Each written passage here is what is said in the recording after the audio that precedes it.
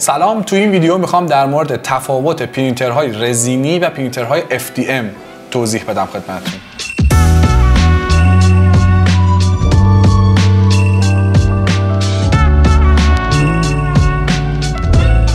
برای مقایسه پرینترهای FDM و رزینی اولین آیتمی که باید مد نظر داشته باشید این که قرار نیست ما تو این ویدیو بگیم کدوم بهترن یا کدوم بدترن. ببینید، رزینی یک کاربردی داره، FDM یک کاربردی داره. من فقط در مورد کاربردهاش میخوام با شما صحبت کنم.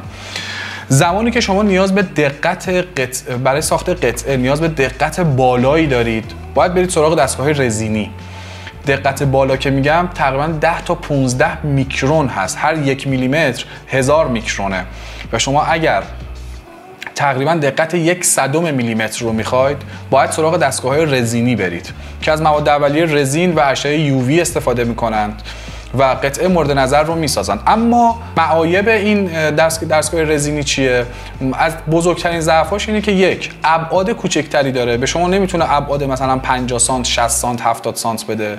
دوم، هم مواد اولیه رزین قیمت بالایی داره و شما یک قطعه رو که باهاش میسازید، قیمت تمام شده قطعه براتون بالا خواهد بود.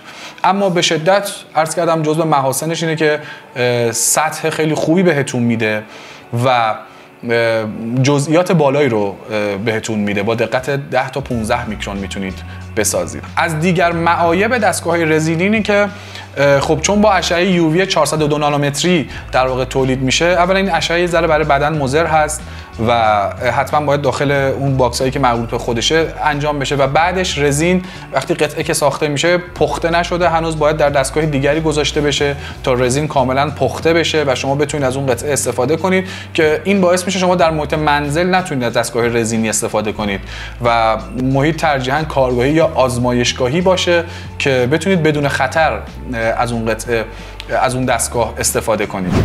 اما پرینترهای FDM هم مزایا و معایب خاص خودشون رو دارن.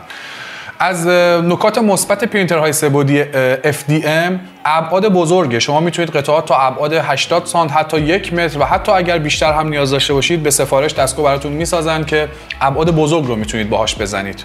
نکته دوم اینه که هزینه تمام شده قطعه شما تو پرینترهای FDM بسیار پایین خواهد بود. شما یک قطعه 50 گرمی که میتونه طول و عرض مثلا 40 سانت 50 سانت داشته باشه، با هزینه بسیار پایین، با هزینه مثلا 30000 تومان 40000 تومان بسازید قطعه رو. پس کاملا به صرفه خواهد بود قطعه برای شما. اما از معایب پرینترهای FDM اینه که دقت بالایی بهتون نمیده. یعنی ماکسیمم دقتی که بهتون میده تقریبا بین 70 تا 100 میکرون به شما دقت میده، یعنی 0.1 میلیمتر به شما دقت میده.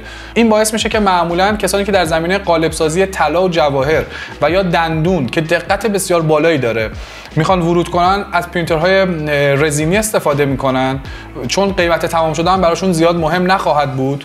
اما کسانی که برای ساخت پروتوتایپ ها، قطعات اکسسوری، قطعات دیگه یا مثلا انواع اسباب بازی، قطعات خودرو یا بیشتر قطعات میخوان استفاده کنن، سراغ دستگاه FDM میان که قیمت تمام شده پایینتر، ابعاد بزرگتر اما دقت کمتر از رزینی رو خواهند داشت.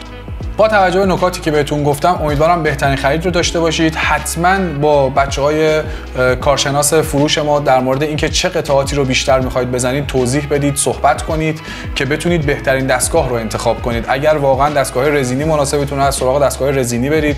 اگر دستگاه FDM مناسبتون است، سراغ دستگاه FDM برید که انشالله بتونید بهترین بازخورد رو از دستگاه‌ها بگیرید. متشکرم.